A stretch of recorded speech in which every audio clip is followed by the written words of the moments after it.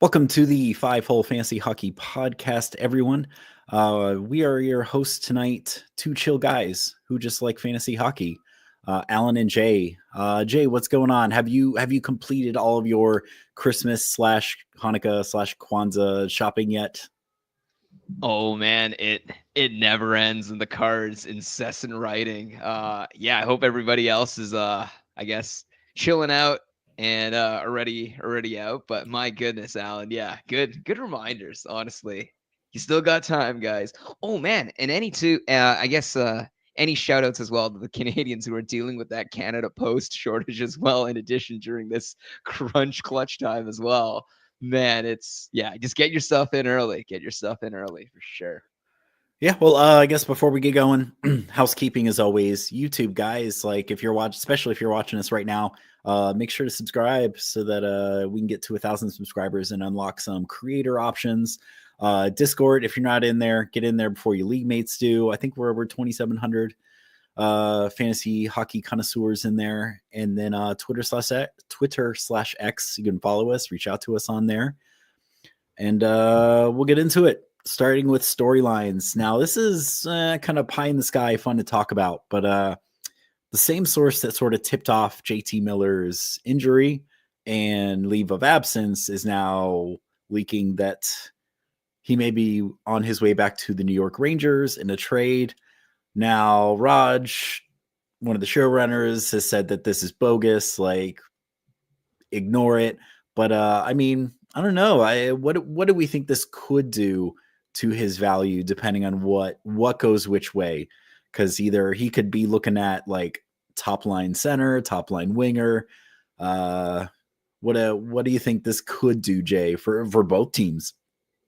Yeah, we were talking before the show, right? Where what guys would be like with a guy that's first round, second round value in terms of certain leagues.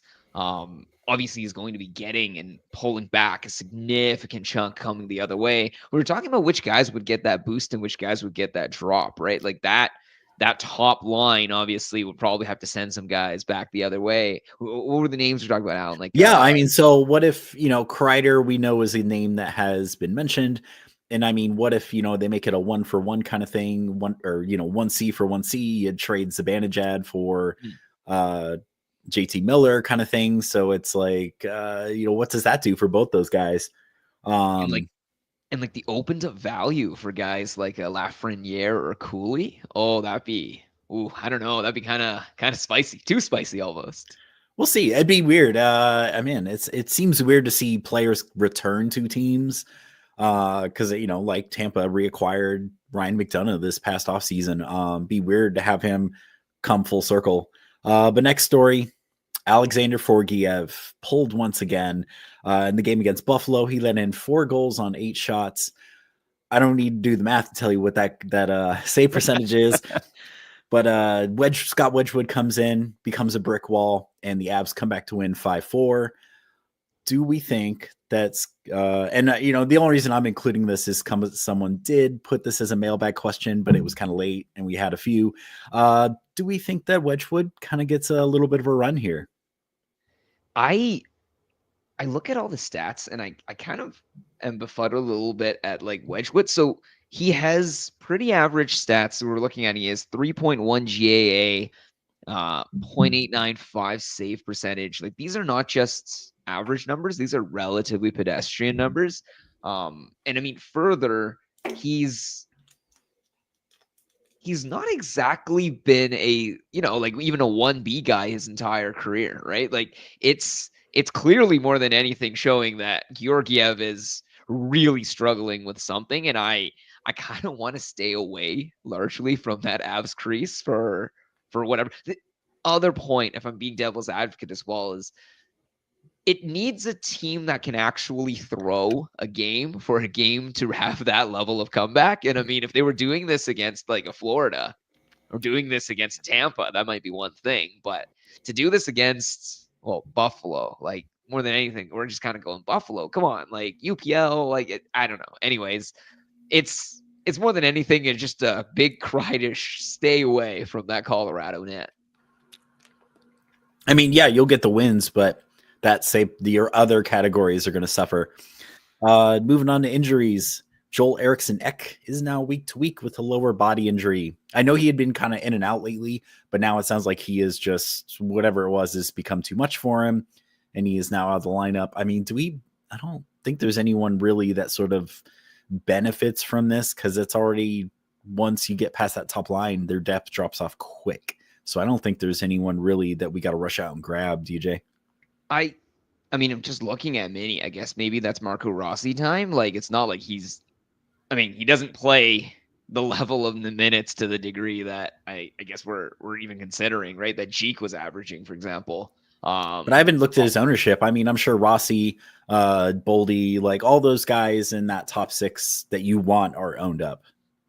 Rossi actually is weirdly, I think maybe Rossi would be the beneficiary. Like he's at 17% right now, which is ridiculously low, but obviously meaningful since Eriksson Ek was, eating up all those minutes.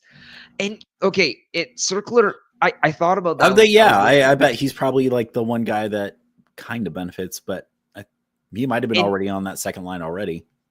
And I think that's the issue too, right? Where there isn't just one guy that you're immediately going to pop up onto. Like Ryan Hartman has historically been that sort of L2 bouncing up to L1, but he's not been a clean slate bill of health either. Rossi might be the guy that stands out to me a little more. I mean, right now I think he is getting bumped up to line 1 and he is getting power play 1 access. As I say, the power play is probably where the biggest the biggest gains are. It's also a tougher one with that team being basically just a 2-headed monster of Kaprizov and Boldy, and like even they were saying Boldy fell off, and I'm like, well, dude's still cracking in like 3.5 shots a game. Like it's I don't know. It's difficult, mind you. Obviously, Mini is doing some really well-rounded balanced scoring right now. I believe they just passed Winnipeg as well in the standings, right? That's how well they're doing at the moment. Maybe Frank Allen, maybe we're just maybe we're over complicating things. Like I guess if the line 1 guy is going to be Rossi, we got to say Rossi at 17%. Oh, yes. Well, playing with Kaprizov, absolutely. Yeah, I think so. Next up, Tyler Seguin succumbed to his injury. He had to undergo hip surgery and will now miss 4 to 6 months. Stankoven is probably the biggest beneficiary here. He was already playing in his spot on line 2 with Marchment and Duchesne. I don't know. I'd say it's got to be a really deep keeper league to justify hanging on to him. But other than that, I'd say he's a drop for the season at this point, Jay. Yeah, I'm in agreement. He's 4 to 6 months is at least going to cover basically fantasy relevant time, right? And barring a very good Dallas schedule in the last weeks, and I don't think it's anything. I'll have to look. At that Dallas schedule, but I would be surprised. I think either way, it depends on your IR. If you have like a completely clean team, there's no harm in having an IR slot sat in with Seguin chilling on it. But Stankoven, 37% ownership. That's definitely going to be the dude. It literally is, right? So Seguin is center right wing, Stankoven is center right wing. Like it's just going to be a seamless slot in. Right, and that was even what the lineup was before tonight. Yeah, I totally agree, man. Like him and Jamie Benn, Circlers pointing out that it's a hip surgery on an older guy. He might never be the same. 100%. Like those guys are already just really getting up there. So yeah, we'll see what Stars do. I mean, maybe we'll see the old Vegas special here, and they just load up with Seguin probably on LTIR there. But next, Nikolaj Ehlers placed on IR retroactive to the night 29th. His recovery timeline is being reported as 7 to 10 days as of, I think, yesterday. So probably won't see him till like late next week. Kind of sucks, man. This he was finally being the guy that we believed he was for years. Power play 1, off to a great start, but I just don't. I mean, I think Cole Perfetti on power play 1 is probably the kind of the beneficiary here. Maybe you already picked him up for this week with Winnipeg sort of having a pretty good schedule. Yeah, was was that entire run just basically Nikolai Ehlers? Is that what we're saying? That spot That's what just it is. slotted Yeah, down. now they're just gonna play 5-0 hockey as long as now that it's all downhill for Ehlers from here. And then Mark Stone skating in a non-contact jersey. Looks like he is not in tonight officially, but he still needs full contact before returning. You have to wonder kind of what this does for, like, does Dorofeyev get bumped off power play one, line one, or do they, Stone line two and get some depth going? It's But gotta be, who right? knows Like with you're him? yeah, it's gotta be. You're looking at the names Hurdle, Eichel, uh oh, actually maybe not. Nicholas Roy? Maybe Nicholas Roy's the guy Okay. that moves off, right? Maybe. Shea Theodore looks like he's center quarterbacking the line at the moment. It's I would probably say in terms of Dorofeyev, he's a stranger character as well, where I hold him in dynasty spots, and I think there's that there's that in love with potential perspective rolling through that I might not hold with Nicholas Roy, but I mean at the same time, maybe that's what I'm going with, Alan. Yeah, Nicholas Roy instead. Drop Nicholas Roy instead Okay. if you're trying to get Stone back in. And last one, Alexander Ovechkin. He has graduated from skating in a tracksuit to skating in a non-contact jersey. But I mean, you figured the tracksuit is more Russian. That's awesome. You got, and God, man, you got to think, like, what was it? We were talking before the show, like, was it 4 to 6 weeks on this? And we're 2 weeks in, and he's already like skating it up. So it Yeah. looks like he'll be on the 4 weekend of that timeline. Oh, and what an incredible timeline. That would be Christmas incarnate, basically, for all Caps fans. And honestly, like NHL fans in general, just for, the big Russian machine to come back, humming again, scoring again, on track to break Helping that Dylan record. Strome be fantasy relevant again. That's been the hardest hold through all this. Is I don't want to drop Dylan Strome because he may not be there if I go to pick him up once Obi comes back. Yeah, and honestly, he's going to be able to light the lamp. And what's the other one? Connor McMichaels? Yeah, just all the guys missing, crying, tearing for the good Russian 8 to return. And HGH is a hell of a drug. And in a return, probably a feel good story. Patrick Laine finally played in his first NHL game since December 23rd, 2023. So almost a year, which would have been with the Columbus Blue Jackets too, to even make it even crazier. Ripped that power play goal, standing ovation. I love the meme with Cole Caulfield, like just bear hugging him from behind after he scored that goal. But looks like he's, line 2, power play 1. If you held him, props to you. I kind of like that line with Doc and Sikorsky. I don't know, Jay. Do you think what kind of where would you peg his value for the rest of the season? I mean, everyone's already like bought low on this guy, right? He's being purchased and viewed as this blue chip when he's probably still leaning more pink sheet, if anything else. But man, yeah, 50% ownership. There's a ton of Habs fans out there buying into the hype. Actually, it might not just be Habs fans. Look, his ownership jumped 7% overnight. Like that's just how excited everyone was. And Frig, you do need a guy on the, right off the center, not the center dot, I guess the face-off dot, right? That is just clapping bombs. Not gonna say the other one. Loving moms. Loving moms. But yeah, what a crazy timing as well for that Four Nations announcement with Finland going on, and Laine game 1 gets popped right back into that lineup too. There is a lot of fanfare and I guess like flared up hype around Laine right now. I mean, the other one too, he's currently left wing only. I mean, maybe he adopts the Okay. other wing. I didn't know if they'd kept the tri eligibility he had like back when he was in Columbus, because they even tried him out at center too. So yeah, but left wing, I guess that's something. But he might gain it, right? Well, you only need 5 games starting or playing on, I guess, playing on. Is it designated? I from the don't think start? I don't think the Habs play him as a center. I think that was just Columbus's lack of centers and depth to that they needed him to play at sea. But Understandable. with that, let's hit the mailbag. You've got mail.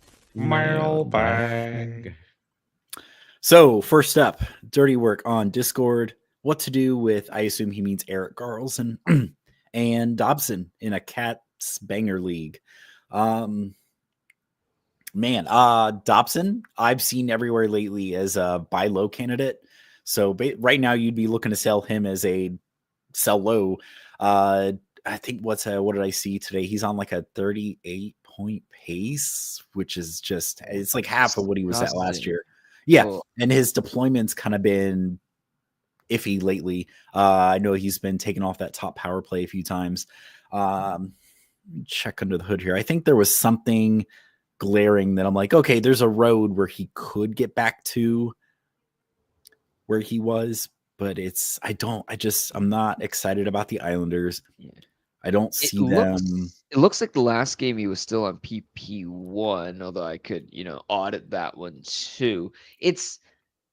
People complained, and not just complained, but they mentioned it last season, and it kind of hit in a different way, where I think he was still very, very relevant all of last season and into fantasy playoffs. But I think once they hired Patrick Waugh, that's when a lot of the offensive woes and struggles seemed to begin and kind of carried onward as well into the following season. And when you look at that Islanders team, it kind of reflects that. When you look and you reflect that, basically aside from Nelson, like, is anybody on the Islanders kind of, at least for right now, right? Because Barzal's still out for a few weeks. I think Duclair, and there was someone else that had kind of just started skating. You gotta hope when those guys come back that maybe Dobson sort of picks up a little bit. But there we go. That's what it was. His shooting percentage is like a third of what it's been versus third or a fourth of what it's been versus his career. So he's just not having shots go in, but he's generating them at the same rate. But I can't get excited about the Islanders from an offensive perspective. And I don't think the peripherals are there for him in a Cats Bangers league to say that he's like this great defenseman that you should just hold through anything. It's really hard, honestly, looking at this to find a guy on the waiver, or so to speak, like defensively that would be, would be accessible to even like drop and swap for him. Like, I'm looking now, like at one of my leagues where we count every friggin' stat, and he's still, he's still like the top 23rd goal, like defenseman, like that's still like locked and stapled onto a line, locked and stapled onto any roster. It just really sucks that obviously top 23 defenseman, definitely rosterable, definitely like forever ownable, never droppable. But you didn't draft him to be number 23. You drafted him thinking he'd be, potential top 5, maybe at least top 10, right? Whereas, like, I'm looking at the top guys like Zach Werenski probably would be like the biggest names, like jumping off the list, being like, oh wow, like this was a guy that was going to be top 5, top 10. It really sucks. I think with Dobson, it's just a frustration, but cross your fingers, hope and pray. With Carlson, it looks like he's pacing about the same as he did last year. So, I mean, if a 50-point defenseman is with little hits and a little bit of blocks is worth something to you, great. Holds, but yeah, he's definitely no Noah Dobson at his peak.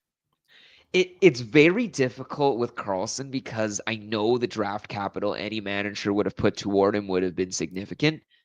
But even in those leagues I'm looking now, Chris Letang has taken up way less draft capital and is actually ranked above him.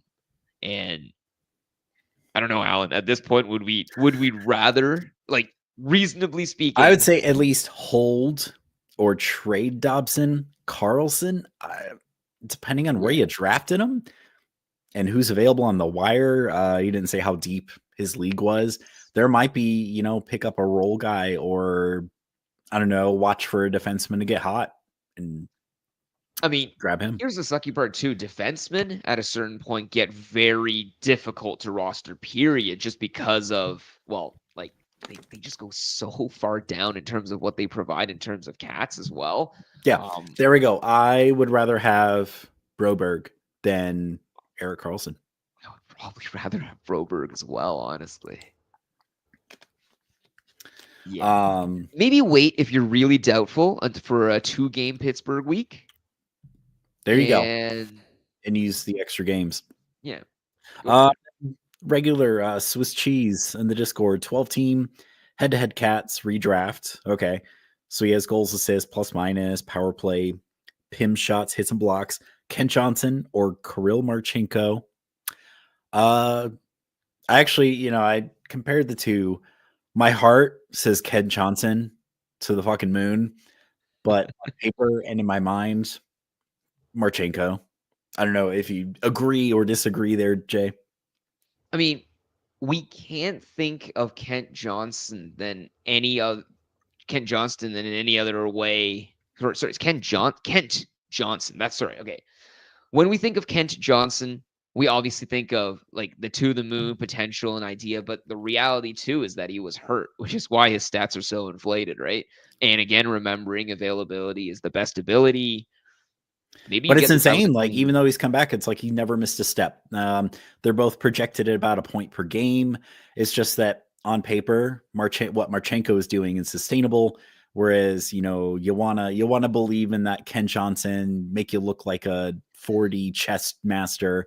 Um, I mean, but if you look a little bit even, okay, mind you too, Kent Johnson is try eligible, which is nuts. That's oh that yeah. fantasy unicorn, right? But on the flip side, he hasn't had a hit in 10 games. He's got 2 blocks in all 10 games too.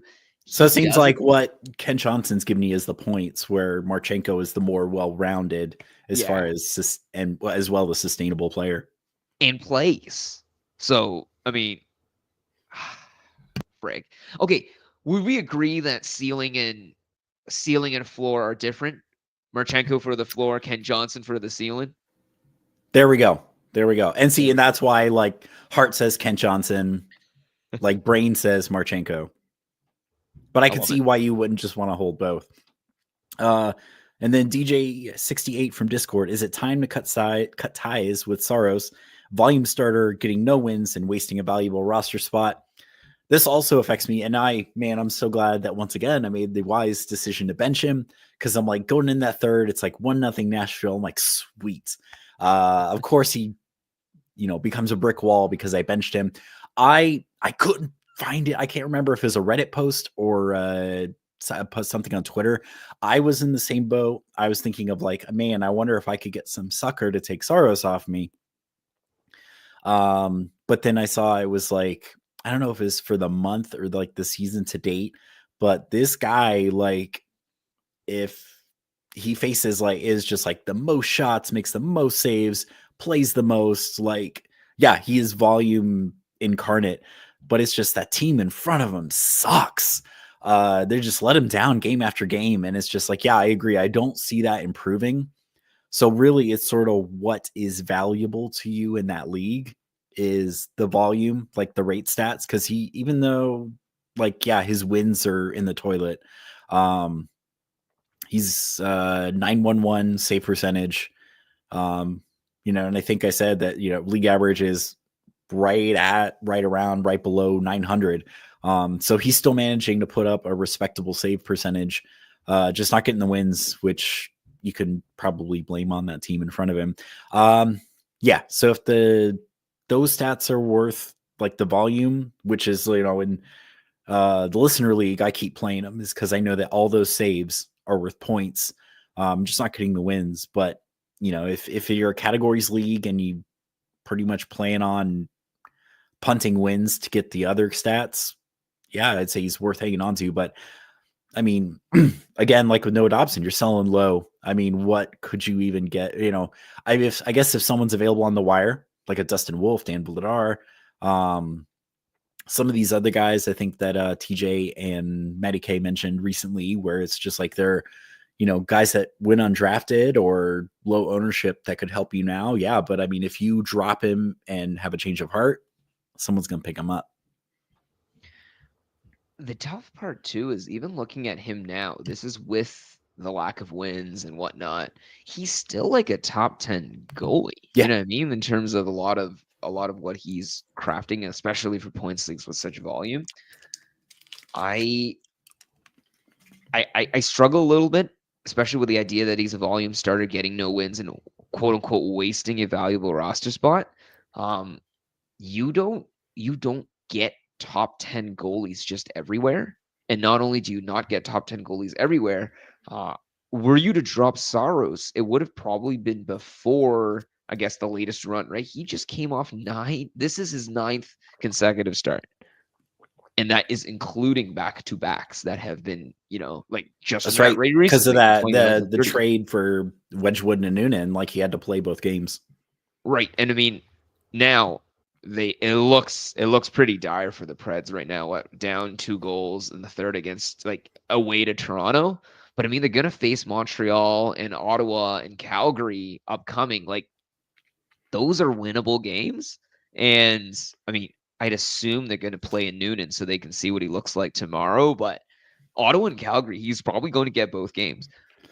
Both of those games could easily be 4 points total for the Preds as well. And they could be bouncing back, and then those wins are rolling back into the column. And even if not, I'd imagine that it'd be because Saros was absolutely peppered. Who, like, the real question for DJ68 is who in the world is even available for you to add if Saros can be considered a drop in your There you league? go. Or if you could use them in a trade, like a 2-for-1 to Mm, upgrade a different position, maybe, or someone who, is doing the 0G shuffle and right. just, they're looking for a little bit of stability. Because Saros was a, third, like late second, early third kind of guy in the same vein as the top dogs, right? As Hellebuck, as Frick, not even as Hellebuck. It was Hellebuck and Saros that were Yeah. probably those two that were going to be rolling in. Ooh, I don't know. Definitely, maybe you could try trading, but if you mean cut Yep. ties as in trading, maybe, but you Don't can't drop. drop Don't drop. a guy of that value. No way. Next up, D Stew from Discord. J Rob was dropped in my 10 team points league. Must add, worth a waiver claim. Would drop Velarde, Nyes, or Kent Johnson. He's leaning Velarde. He's in third place, so he can kind of be patient with him. Must add, maybe not. But drop Velarde for, yes. And I was looking at his stats too today. I think it was his shooting percentage is also down. But yeah, to get like a potential 80-point guy off waivers for nothing, that's a Yeah. no-brainer. Yeah. Easy. And then last one, Parataran, regular here in the chat. What are we doing with old Casey Mitz middle stat? Nuke arrives and all production dies. Drop hold. Look at Middlestat. He's doing exactly kind of what he's done the past couple seasons. He's about a 55-ish point guy. He's just getting that sweet opportunity playing with all those Colorado guys. I mean, deployment alone, depending on the depth of your league, is kind of enough to justify holding him. But at the end of the day, I mean, what could we, how much higher could his ceiling be? Like what, 60, 65 points if he has a lucky run there, Jay? I mean, what are you thinking? I I actually just dropped him in my leagues. The main one I was gonna say with I guess the reasoning behind the drop is dual fold. One, it's all the guys returning. The other scary part is he's lost power play one. You only had 12 minutes that last Oh, game. And I think part of the reason he, I guess, lost power play one is just that, like all the guys you described, like the Lekkonens, the the Shushkins coming back. Shushkins, they come back, and then the other, the the top dogs. You Well, and you still got, Jonathan Drouin for what that's worth still out. I imagine that, yeah, they probably, and Ross Colton. I think Ross Colton's yeah, I thought I read that he was coming along on their next road trip. right, That'll be some depth. I don't think Ross Colton is I don't think they put him back on that top line. and But I mean, most likely is that Drouin comes back. They put him up with McKinnon and Rantanen, and then you have a second line of Middlestat, Lekkonen, and Chuskin. But you got to remember, Chuskin, I don't think got a training camp. I don't think he was allowed to skate until November, so it could mm, take him a minute to get up to game speed. I have to throw the puns in here. Like it's in the name. he's gonna give you middling stats, man. So, if you can, you can stay away from middle stats, middle stat. It But sounds like you have a streamer spot open. And then his other question here: which goalies would you argue are the best option for rest of season? So like the next 2-3 weeks, Decord or Stellars. Wins are 4, losses are -1, saves are 0.3, shutouts are +5, goals against are -1. I feel like Stellars is a no-brainer. It might be more of a 50-50 split, but I feel like with Toronto, you're almost guaranteed the wins night in, night out. Okay. The last one I was going to say about middle stat too that helps the drop is Colorado has like 3 straight weeks of just heavy night 3-game weeks. So the chance of you fitting in a guy that, is not going to even get power play 1 and only plays heavy nights as a center only dude, you probably can safely say bye-bye. In terms of the goalies, that's an interesting one because I was saying any rest of season stuff is really difficult to predict given that, injuries and, anyways, yeah, it's difficult to predict a rest of season guy. But if anything, just based on current starts extrapolating, wouldn't I rather get the heavy Decord starts over Stellars basically those being a wins and 50-50? shutouts are weighty. I feel like I'd lean more toward the guy who could get me the wins and everything, even if it is a share. The one I was wondering though is, for example, even tonight, like Wall let in the early goal, and that was it, right? So it looks like he's still, I mean, catastrophic 3 minutes aside, going to be in line for a win. And then if you look at that entire setup, the only reason they break it up is if one guy gets a shutty, right? Like that's pretty much the only other reason. Aside from that, they just go 1A, 1B. And I mean, neither Wall nor okay, maybe if we're talking ceiling and floor place once again, I think Stellars has the higher ceiling because he already was getting more starts prior. Wall obviously isn't always healthy, which would just result in more starts for Stellars. Yeah. But on the flip side, Decord is playing with Grubauer, and Grubauer doesn't have a healthy history. And if anything, Decord just got recently signed for it, and I think they're really just going to lean heavily on Joey OK. So it feels like Joey's got the safer floor, but I think Stellars with the wins, with that 1A 1B situation, and shaky bill of health for Wall, Joseph Wall, then yeah, I think Stellars has the higher ceiling. Yeah, and that wraps it up. We'll get into the actual weekend preview. So best schedules. If you're looking for guys that do the 3 games in 4 days, the Thursday, Friday, Sunday, 2 teams. You got Columbus and Seattle, both very streamer friendly. I'd say especially in Columbus, most of those guys are available. Seattle, kind of the same deal. I mean, apart from like McKay and Dunn, Montour, most of those guys are pretty readily available. Right before we get to the rest of the weekend schedule, circular here. Bruins are now 6-2 since the coaching change. Haven't given up more than 3 goals a game during that time and have put up 13 goals in their last 3 games. Is the buy low window closing? I would say it slammed to me anyway. Like once they made the coaching change, to me it slammed shut. Like there was no way I was going to try to make an offer for Pasta or Swayman. Like once they made that change, I don't know, Jay. Like, do you think it's worth still kicking the tires on some of these Boston guys? I'm just looking at the guys that you would buy low on, and I'm like, how the hell has Elias Lindholm, even in this entire swing, not gotten a point in the last 4 games? Like, it just blows my mind. Mind you, he did get 3 assists, against the Islanders, but it's difficult with Boston. Like, I feel like Boston is just the team of balanced scoring dudes. And like, even when you look at Pasta, for example, like this team, like Pasta still isn't even a point per game, right? This team is really bizarre in one way where it's, I think they're the only team in playoff position in the East that has a negative goal differential. So it's like when they lose hard. And the other one that's really bizarre as well is that you look at them and their spot could just as easily be justified based on just the sheer amount of games extra that they've played, right? And so reasonably you'd say, yes, they are 6-2, but maybe they should have just won those games. Like they are 4 games extra on Tampa. And if Tampa wins out like this, or even if Tampa goes 50-50, Tampa's still going to pass them. Like it's I don't want to say a deceptive record, so to speak, but that goal differential is concerning. They have not played even in the last 10, right? The last 10, there's not like they've played, what do you call it, otherworldly, so to speak. Right.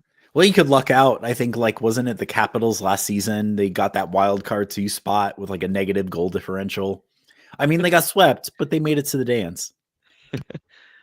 And I mean, also, like 6-2 is, how do you call it? Like you can always cherry pick these stats as well, right? Like technically they're 5-4-1 if you keep going all the way back and whatnot. Like it's one where they're a confusing team for sure. Right now, even if I was holding Pasta, I don't know if I would be celebrating to that degree, right? Like he's currently top 50, which is not a bad player by any means, but you were drafting him easily, end of round 1, maybe even earlier in certain like lead formats. Les Lindholm just bucked top 100, and he was expected to be, producing at least a top 80, top 70 sort of production dude. Charlie McAvoy, so far back from where he was actually drafted as well. It's a confusing and perplexing team for sure. And I would say, if anything, who would you quote unquote buy low on? Like David Pastrnak? Well, like you said, Pasta is below point per game, and he's easily a guy that got taken mid first round. Yeah. Those are where you draft like the 100-point guys. I'd say, yeah, if you were, I don't know, if you threw like Natchez for Pasta, right? With the, because Natchez, we don't know what his ceiling is this season. This is kind of his breakout. So is he point per game? Is he a little bit higher? But you're trading for a guy that can do more, well above point per game. I would definitely prefer to have Pasta over Natchez. I think that's, the blue chip over the pink sheet, 100%. The problem more so is I don't know many guys that would be willing to trigger that regardless. I mean, if holding Pasta was hurting them and they were lower in the standings, like you do something to shake your roster up. For sure. But yeah, back to the weekend. So again, Thursday, Friday, Sunday, you got Columbus and Seattle. Pretty streamer friendly. A lot of those guys mostly available. Guys that play Friday, Sunday, you got Dallas, like they hit on in the week preview, New Jersey, and the New York Rangers. I think Jersey, again, going back to the well, Stefan Nason. He's been such a nice hold for me since someone else dropped him and I picked him up. The Rangers, I would say Laugh, probably the only really streamable guy. Well, Cooley, probably available in like the shallower leagues. Dallas, you freaking sniped me on that Dadonov pickup. I was debating it Monday, and then I'm like, no. Dadonov is not good. Don't touch him. And then he gets a goal. Goalie streams. You have back-to-backs Friday and Saturday. Minnesota at Anaheim at LA. Fleury's out there, 16% ownership. If he gets the Duck start, yeah, I'd roll the dice on that. Pittsburgh is at Toronto, or at New York Rangers versus Toronto. I'm not touching Pittsburgh goalies right now. I wouldn't advise anyone else to. Toronto, both those guys are pretty owned up, I'd say. Washington is at Toronto and at Montreal. Charlie Lindgren, 32%. If he's the one who gets the Montreal start, yeah, again, that's one where I'd feel comfortable rolling the dice on. I wouldn't want whichever goalie. I think Thompson is pretty owned up. Yeah, I think it's like 70%. I'm gonna look at that one. Yeah, it was well above. Go check territory. Yeah, 74. Ridiculous. And then the Saturday, Sunday back-to-backs. You got Colorado at Detroit and at New Jersey. Scott Wedgwood, we were just talking about him earlier. He's surprisingly only 15% owned. Yeah, I could see him. I don't even know who gets the quote better, harder opponent, because we don't really know what Wedgwood is at this point, and with Colorado in front of him, and Georgiev sucks. But he might get lucky and have a good start. But yeah, Wedgwood, Welcome on, PD. especially Detroit. Yeah, I would start Wedgwood against Detroit. Roll the dice. Maybe he becomes, like I said, he gets that run. He kind of becomes a short to medium term hold. New York Islanders is versus Carolina at Ottawa. I mean, maybe Varlamov against Ottawa, depending on which Ottawa team shows up. Ottawa versus Nashville versus New York Islanders. Anton Forsberg, 5% owned. Yeah, against either one of those teams, I would start. I'd feel pretty comfortable rolling the dice there. Philly, nice little perfect timing here at Boston versus Utah. Samuel Ersson, it looks like, could be back Thursday. So, and then if I didn't check his ownership, but if he's owned, Ivan Fedotov is 8%. He's had a nice little run lately, but I would target that Utah game. Utah also is back-to-back. They're at Buffalo, at Philly. Both those goalies are widely available, especially Jackson Stauber, who got the franchise's first shutout. Yeah, historic first in Utah Hockey Club history. And this one's iffy. Winnipeg at Chicago versus Columbus. Both very winnable games, but it's like, yeah, Eric Comrie, 2% owned, but Winnipeg's a team where they'll grind Hellebuck into paste. Like he could easily start both those games, and you just wasted an ad on Eric Comrie. So that's one where you'd have to wait till like the 20 minutes before the game, confirm that he's starting if you're going to start Eric Comrie. But I would start him against either one of those teams. Next week prep. Looks like the only team that has that Sunday Monday overlap is New York Rangers plays Seattle on Sunday, Chicago on Monday. And again, they're not the most streamer friendly team, Lafreniere, Will Cooley. But the best schedules going by the 5-hole grid. Sorry, 1 second. Going by the 5-hole grid that TJ is so meticulously set up. It's an amazing tool. I've been using it ever since he pointed out that it includes sort of like a strength of schedule tool. New York Rangers and Buffalo both have 4 games played to 3 off nights, and sort of as far as difficulty of opponents too. Great schedules. Worst schedules, Dallas and Washington both have 2 games, and they both don't play till Thursday. So this is where maybe, I don't know if I'd suggest Stankoven as the level where you might consider dropping, but like if you picked up Sam Steele or Dadonov, like feel comfortable dropping those guys. Or if you tried out Miroshnikov or whatever his name is on the Caps that got called up whenever he went down, like he, probably droppable. I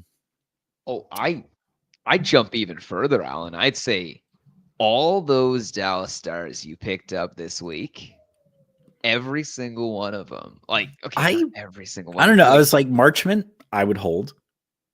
Probably, but right? Duchesne, hold. The only games they're playing next week are going to be Thursday, Saturday, and the entire league's pretty much playing on both those nights. On the flip side, if you get a Ranger for this weekend, you get them for the exact same off nights that they would get if you held on to the Dallas guy, and you get the Monday, Wednesday, and week 10 following as well. Or I guess so, week 9 following as well. Oh, week 10. Sorry, week 10, yeah. 10. So it's a no-brainer, I think. Like, there will be guys available. Like, there'll be Will Cooley. He's at 40%. Jacob Trouba's at 40%. My goodness. Okay, yeah. So, like, there's going to be guys available on the Rangers, not to mention if you need that goalie anyway. Like, eternal Jonathan Quick hanging around at 20% ownership. Isn't he the best goalie in the league according to the stats, Alan? Only if you ignore the number of starts. But essentially, yeah, it's kind of nuts. This is But yes, LA Kings fans circa 2012, 2014 would say that he is the best goalie on planet Earth. Just rolls off the tongue. Quickly But off the tongue. yeah, so I mentioned that game grid before. If you don't know about it already, it's at FHFhockey.com. It's in the tools. Again, you can sort by kind of whatever criteria you want. Now that we have a kind of a sample size for the season, it's really nice as far as like determining matchups and stuff. But yeah, that's gonna go ahead and do it for the night.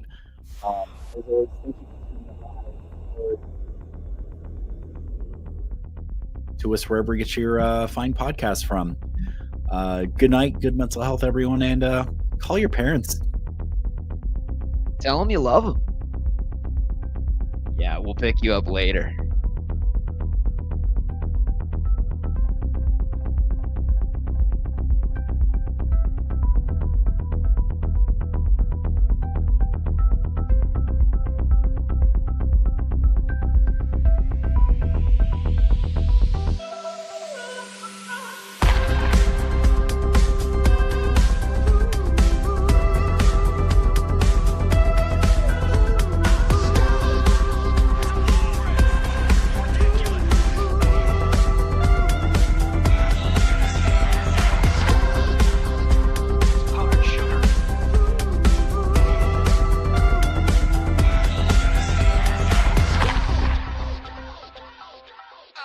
Turd nuggets.